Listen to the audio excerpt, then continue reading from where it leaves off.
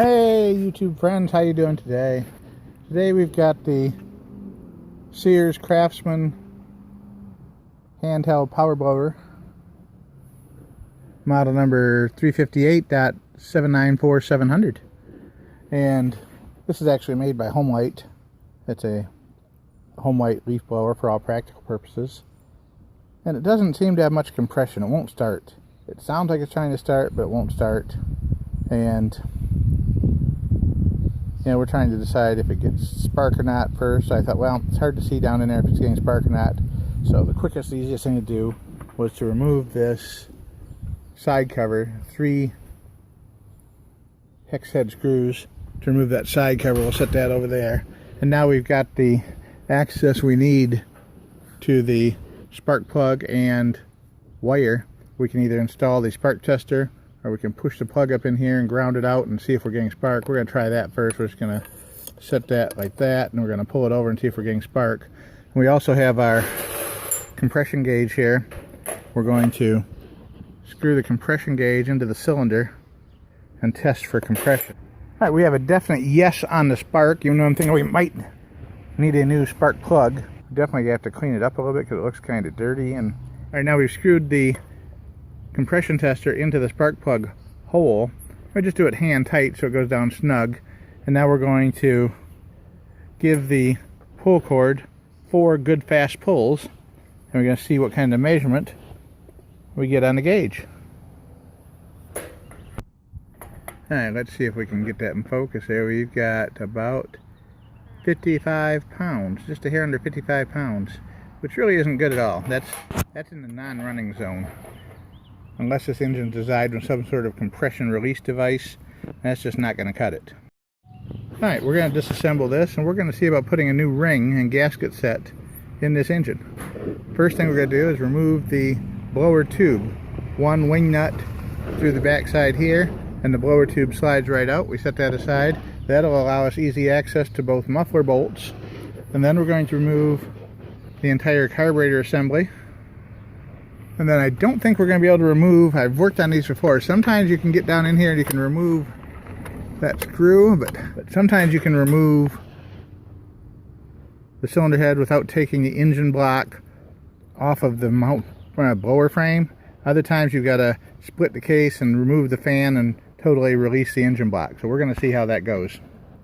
Alright, muffler removed. We're going to leave it all bundled in a clump together so we know how the screws and gaskets go back on. We won't forget. There we go. Now we can actually do a little bit more of an inspection of the cylinder and rings through this port here. Alright, I'm going to try and show you what to look for here, but I don't know if you're going to be able to see it with the camera the way it is. If not, we'll do it when you show you when you get it apart. But if we look down through that hole there, we can see the piston going up and down, and I don't think you can see it. We'll wait till we get it out, but we can see that there's probably a ring problem with this just by looking through there, and I'll explain that once we get it apart. Alright, here's a hack trick you can use for your own repair job. So you're going to get the Allen wrench down through here to get the access to the screw. On the back side, it's the same thing, except on the angle it's at, it pulls you away. As it goes down in, this edge right here is a little bit too far out, and it pulls you away from going into the hole like you need to get this bolt out. Well, if it was my own machine I was working on, I would take a grinding tool or a file, and I would round out a little piece of plastic about the size of a pencil right here in front of this mounting bolt.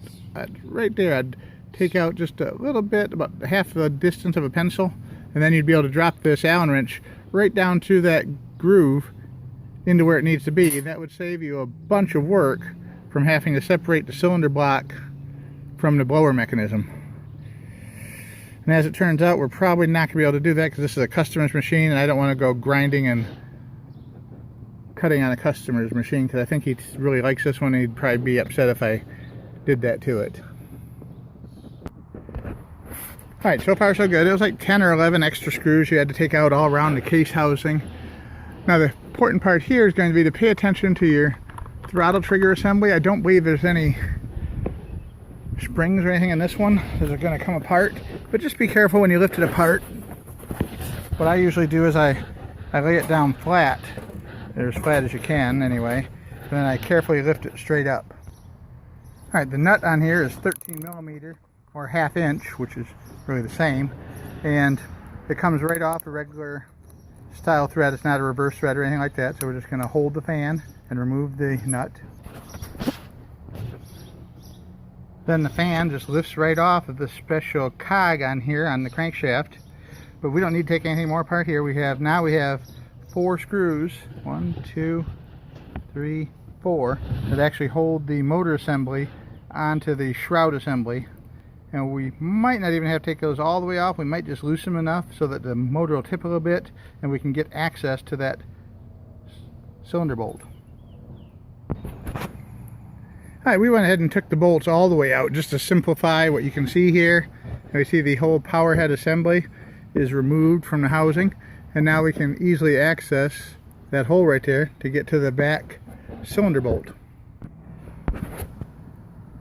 I don't have a T-handle to fit that. This is actually a SAE size. I'm trying to see what size it was. I don't remember. It is 3/16. This is actually 3/16. The screws that went in from the back side to hold the motor to the fan assembly were T25 Torx, and then the main screws that held the whole case together, those were a metric size, which I don't know which size it was. I believe it might have been 4 millimeter hex head bolt screws. So several different screws required and sizes to take this machine effectively apart. Alright, the cylinder head slid right off with no resistance at all, which told me that there's really no compression left in this. If you look up inside of the cylinder head, you can't see any damage. I mean, I still see some swirl marks from the honing process from when it was new. I see a little bit of wear on the bottom skirt area here, but there's no obvious gouge or grooves in it. It hasn't been really physically damaged. As long as it's not too far worn out, it should be okay. We're going to put the new piston. I'll show you how to test for something here real quick. Let's check the up and down. There's always going to be a little bit of sideways play in the rod bearing. We're checking the lower rod bearing. There shouldn't be any up and down play in it. And there's not. The piston, wrist pin, and bearing don't have any up and down play, and neither does the crankshaft connecting rod or the bearings there. So that looks good. That looks good.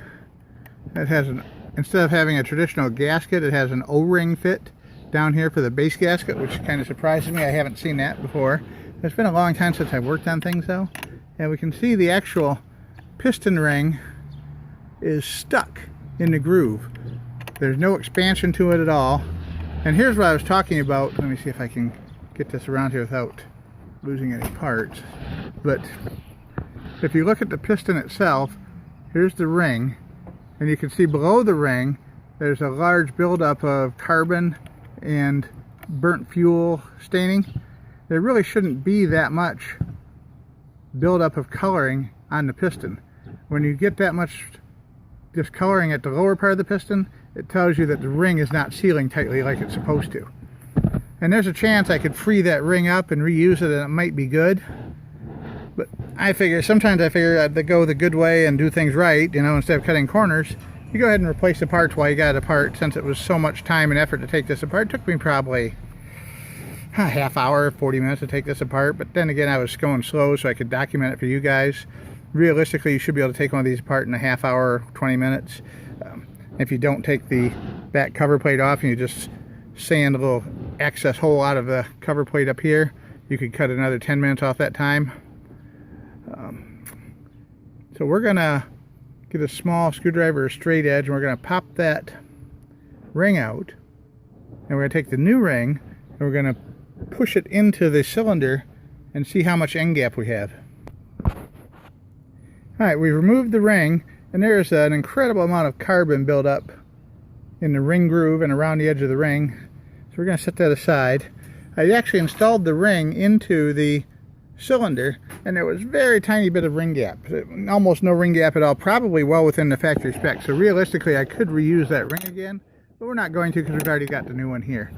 Alright, the other thing I'm going to do is I'm going to get a brass brush, and I'm going to get a little solvent and a brass brush, and we're going to clean, let's see if we can focus, we're going to clean all the carbon out of the ring groove in the piston. And we're not going to disassemble it or take it apart. We're going to do it right there in place so that we can save a little bit of time and effort and not damage any bearings or anything when we take it apart. So we're just going to leave it in place, and we're going to clean that up. Then we're going to install the new parts. I'll show you what I bought here. I went right to Sears Parts Direct, I think it's called, and I ordered the parts from them because, well, even though it's a home light, sometimes the specs are a little bit different for the Sears parts than they are the home light. Here's our new piston ring. I think that was like $9 and maybe 10 or so. And then I ordered a new gasket set because I wanted that new cylinder base gasket in there. All the rest of these gaskets are here too, which most of them, honestly, I probably won't need to use. But it'd be nice if I could replace that crank seal gasket, but that's going to be extra labor and time. I don't know if the guy would want me to do that or not. And then I'd have to pull the flywheel off, and you know, there's no sign of it leaking there, so we're not going to go hunting for extra jobs that we didn't quote an estimate on just to say that it's totally rebuilt. What we're going to do is we're going to clean the carbon, put a new piston ring in, and we're going to see what happens. Oh, and here's another tip for you. If you have a really bad carbon problem, carbon can get really hard and baked on. One of the solvents I recommend using is oven cleaner, like Easy Off Spray oven cleaner. It works very, very well on removing baked on carbon, because your food in your oven that gets baked down to the bottom is really the same thing, baked on carbon. And there's also, of course, you know, commercial decarbonizers and fluids like that that you can use too, that you can get at your auto repair shop. But if you don't have that and you have some Easy Off oven cleaner around, you can use a little bit of that. Just make sure you don't get it on the fuel tank plastics, especially on the hoses here, or down into the bearings. Put like a towel or rag around it, spray a little bit in the crack here, let it soak, and then brush it with either a plastic or a brass brush. Alright, we've got the ring groove clean. Now we're going to install the new ring. We're going to start it like this. We're going to just get one edge in place. We're going to work it down and around. There's a locating tab built in. It's forged right into the top of the piston. I don't know if you can see it, but it's up here, and it comes from the top down. So when you put the new ring in, you have to put there's a cutout for that locating tab. You can see right, let's see if you can see that. Let's go a little further that way. All right, there. You can see the cutout for, we should be able to see the cutout for the locating tab there. So the longer end of the piston ring gap goes downward toward the base of the engine. Alright, the new piston ring is in place, lined up with the locating tab. Now we're going to take a couple of fingers full of 2-cycle mixing oil, and we're going to coat the piston ring with 2-cycle oil to lubricate it as we slide it back into place. Any oil would work, but for a 2-cycle engine, 2-cycle mixing oil is really the best way to go. Alright, don't forget to replace the cylinder base gasket while you're here working on this. Now we've got the piston and ring lubed up with the oil, and now we're going to grasp the cylinder jug, and we're going to carefully work it in a left and right twisting motion down over the piston and ring, making sure that the ring stays seated in the proper position. Alright, there were 11 screws that held the main part of the case together. We bolted the muffler back on, and we're bolting the carburetor back on right now. Make sure you replace the throttle linkage in place here and then here before you mount the carburetor, because you'll need to twist the carburetor a little bit to get the throttle linkage down into the hole.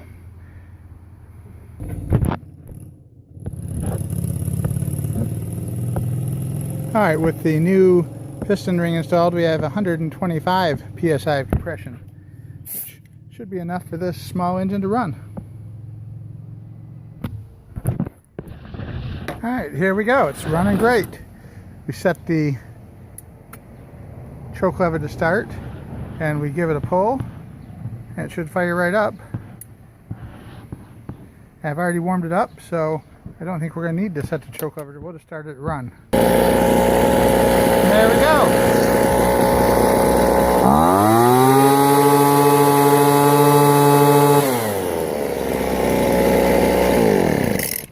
Good as new. Probably an hour labor, maybe, and 20-25 bucks in parts for the gasket set, the piston ring, and a little bit of money for shipping. So you've got your nice $200 leaf blower back up and running as good as new. Hope you guys enjoyed this video. Give it a like and a share with your friends. Have a great day. Check out all my other how-to videos and useful travel and touring information, abandoned places. All done just so you guys can learn how to do things and have a little bit of fun. Thanks for watching.